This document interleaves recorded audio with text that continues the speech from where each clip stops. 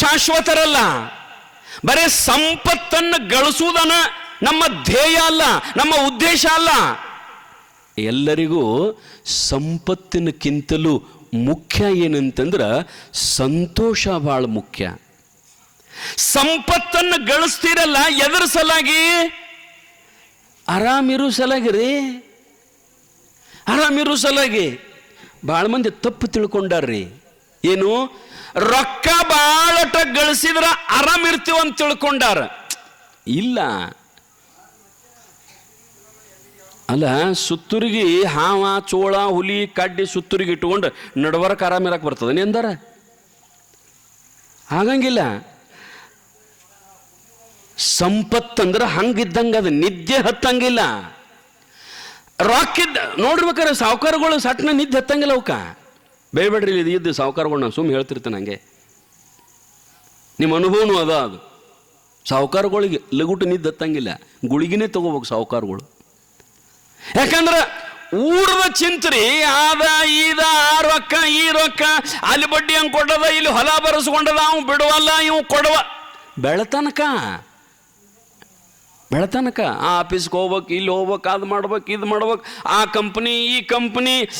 ಒಂದು ಎರಡು ರೀ ನಿದ್ದೆ ಹತ್ತಂಗಿಲ್ಲ. ಬೆಳಗನ ಲೈಟ್ ಹತ್ತಿ ಇರ್ತದೆ ಸಾವುಕಾರ ಮಣಿದು ನೋಡಿರ್ಬೇಕಾರೆ. ಇನ್ನು ನಮ್ಮ ರೈತರು ಹಂಗಿಲ್ರಿ. ಇವು ಕೆಟ್ಟ ಹೊಲದಾಗ ದುಡ್ದಿರ್ತಾವ್ರೆ, ದುಡಿದು ಬಂದ ಸಂಜೆಗೆ ಮನೆಗೆ ಬಂದು ಹಂಗೆ ಇಲ್ಲಿ ನೆಲದ ಮ್ಯಾಗ ಪರಿಶಾಗ ಹೊಳ್ಳಿರ್ತಾವ್ರಿ. ಪರಿಶಾಗ ಏನು ಹಾಸಿರಂಗಿಲ್ಲ, ಈ ತೆಲುಬಿಂಗಿನೂ ಇರಂಗಿಲ್ಲ. ಇದ ಕೈ ಹಿಂಗೆ ತೆಲುಬಿಂಗ್ ಇಟ್ಕೊಂಡು ಮಕ್ಕೊಂಡು ಅಂದ್ರೆ ಅಲ್ಲೇ ಗೊರ್ರ ನಿದ್ದಿನೇ. ಮತ್ತೆ ಯಾವ ಸಾವುಕಾರ ಅಂತೀರಿ ಹೇಳಿ ನೋಡೋಣ? ನನ್ನ ದೃಷ್ಟಿಯೊಳಗೆ ಸಾವುಕಾರ ಅಂತ ನಾ ಯಾರಿಗಂತಂದ್ರೆ, ನೀವು ಯಾರಿಗಂತೀರಿ ಸಾವುಕಾರ ಅಂತ? ನೀವು ಯಾರಿಗೆ ಸಾವುಕಾರ ಅಂತೀರಿ? ಏನ್ರಿ ಸ್ವಾಮಿ, ಯಾರ ಮನ್ಯಾಗ ಕಿಲೋ ಗಂಟ್ಲೆ ಬಂಗಾರ, ಕೋಟಿ ಗಂಟ್ಲೆ ರೊಕ್ಕ, 100 ಎಕರೆ ಗಂಟ್ಲೆ ಜಮೀನ, ಮನಗಂಡ ದೊಡ್ಡ ಮಣಿ ಇರ್ತದಲ್ಲ, ಅವ್ ದೊಡ್ಡ ಸಾವುಕಾರ್ಯ ಅಂತ ನೀವು ಅಂತೀರಿ. ನಾ ಅಂತವ್ ಸಾವುಕಾರ ಅನ್ನಂಗಿಲ್ಲ.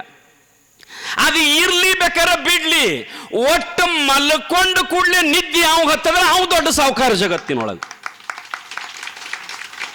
ಮಲ್ಕೊಂಡು ಕೂಡ ನಿದ್ದೆ ಹತ್ಬೇಕ್ರಿ.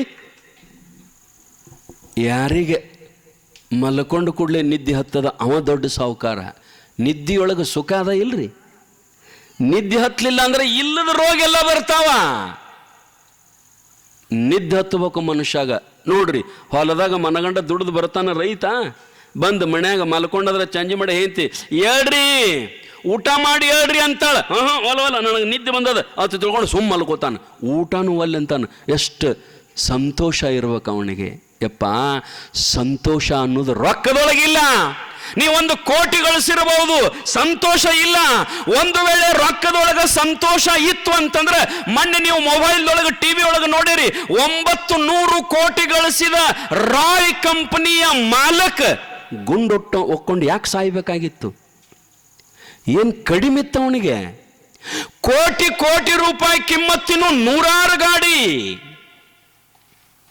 ಕಿಲೋ ಗಂಟ್ಲೆ ಬಂಗಾರ, ದೊಡ್ಡ ಶ್ರೀಮಂತ, ಸಾಕಷ್ಟು ದುಡ್ಡ ಬಂಗಾರ, ರೊಕ್ಕ, ಐಶ್ವರ್ಯ, ಅಂತಸ್ತು. ಒಂದಿನ ಮಣಿಯೊಳಗೆ ಯಾರೂ ಇಲ್ಲದ ಸಂದರ್ಭದೊಳಗೆ ತನ್ನ ಗುಂಡು ತಗೊಂಡು ಬಂದೂಕು ತಗೊಂಡು ತಾನೇ ಹಾರಿಸ್ಕೊಂಡು ಸತ್ತ. ಯಾರು ಕೊಂದಿಲ್ಲ ಅವನ್ನ.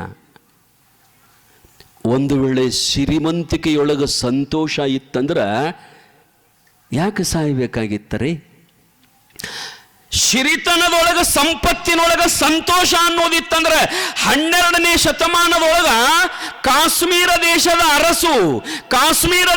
ಅರಸು ಮಹಾದೇವ ಭೂಪಾಲ ಇಡೀ ರಾಜ್ಯವನ್ನು ತ್ಯಜಿಸಿ ಬಂಗಾರದ ಕಿರೀಟವನ್ನಿಟ್ಟು ಕೊಳ್ಳಾಗ ಇರ್ತಕ್ಕಂಥ ಎಲ್ಲ ಬಂಗಾರದ ರತ್ನದ ಸರಗಳನ್ನಿಟ್ಟು ರಾಜ್ಯದ ಮ್ಯಾಗ ತ್ರಿದಳ ಪತ್ರಿಯನ್ನಿಟ್ಟು ನಮಸ್ಕಾರ ಮಾಡಿ ಬಂದ ಕಲ್ಯಾಣಕ್ಕೆ ಕಟ್ಟಿಗೆ ಮಾರಿ ಹೊಟ್ಟಿ ತುಂಬಿಕೊಂಡು ಬದುಕಾಕತ್ತಿದ.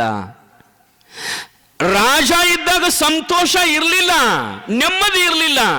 ಬಂದಿಲ್ಲ 1.5 ಕಟ್ಟಿಗೆ ಕಡದ ಮಂದಿಗೆ ಮಾರಿ ಬಂದದ್ದು ದುಡ್ಡಿನೊಳಗೆ ಜಂಗಮ ಊಟ ಮಾಡಿಸೋದು, ತಾನು ಊಟ ಮಾಡೋದು ಏನು ಮಾಡ್ತಿದ್ದಲ್ಲ, ಆರಾಮ್ ಸಂತೋಷದಿಂದ ಇದ್ದ. ಸಂಪತ್ತಿನಿಂದನ ಸಂತೋಷ ಸಿಗಬೇಕಾಗಿತ್ತಂದ್ರೆ ಕಾಶ್ಮೀರ ದೇಶದ ಅರಸು ಕಲ್ಯಾಣಕ್ಕೆ ಯಾಕೆ ಬರಬೇಕಾಗಿತ್ತು? ಈ ಜಗತ್ತಿನೊಳಗೆ ಎಲ್ಲರೂ 1000 100 ಲಕ್ಷ ಕೋಟಿ ಗಳಿಸಿ ದೊಡ್ಡ ಸಿರಿವಂತರಾಗಬೇಕು, ಸಂಪತ್ತನ್ನು ಗಳಿಸಬೇಕಂತ ತಿಳ್ಕೊಂಡು, ಅರೆ ಒಬ್ಬ ಭಿಕ್ಷುಕ ಈ ದೇಶದ ಸಾಮ್ರಾಟನಾಗಬೇಕು. ಎದಕ್ಕಂದ್ರ ಸಂತೋಷದಿಂದ ಇರಾಕ, ನೆಮ್ಮದಿಯಿಂದ ಇರಾಕ, ಸುಖದಿಂದ ಇರಾಕ ಈ ದೇಶದ ಭಿಕ್ಷುಕ ಈ ವಿಶ್ವದ ಚಕ್ರವರ್ತಿ ಆಗ್ಬೇಕಂತಾನ, ದೇಶದ ರಾಜ ಆಗ್ಬೇಕಂತಾನ.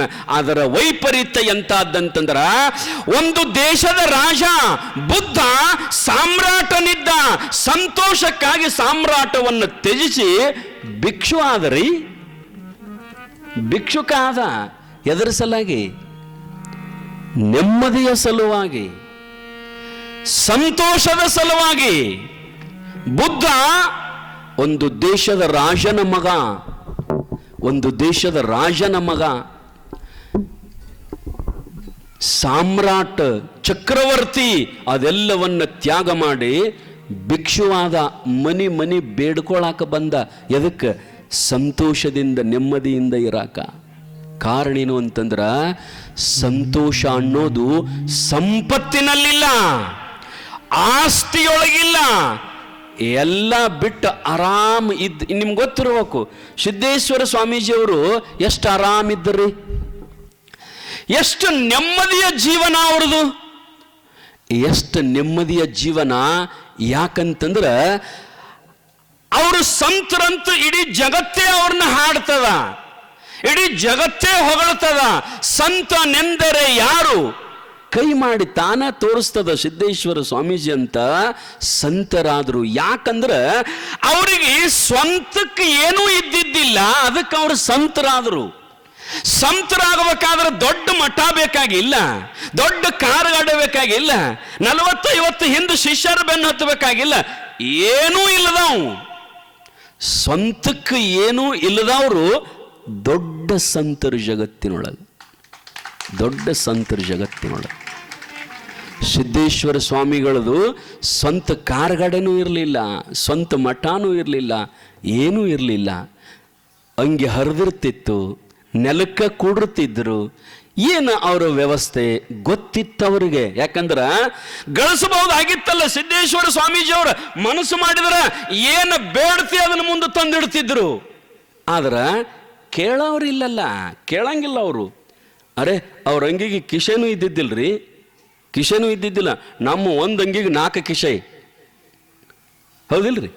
ಒಂದು ಅಂಗಿಗೆ 4 ಕಿಶೆ, ಇಲ್ಲೊಂದು ಕಿಶೆ, ಇಲ್ಲೊಂದು ಕಿಶೆ, ಎದಿ ಮ್ಯಾಗ ಒಂದು ಕಿಶೆ. ಕೆಲವೊಬ್ರು ನೋಡ್ಬೇಕು, ಇಲ್ಲಿ ಒಳಗೆ ಯಾರಿಗೂ ಕಾಣ್ಲಾರ್ದಂಗೆ ಇಲ್ಲೊಂದು ಕಿಶೆ ಇರ್ತದೆ. ಇಲ್ಲಿ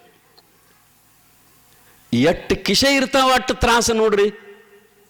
ಕಿಶೆ ಇದ್ರೆ ಖಾಲಿ ಬಿಡ್ಬೇಕು, ಹಂಗೆ ಏನಾರು ತುರ್ಕೋಬೇಕಲ್ಲ, ಅದ್ರಾಗ ಏನಾರು ಹಾಕಬೇಕಲ್ಲ.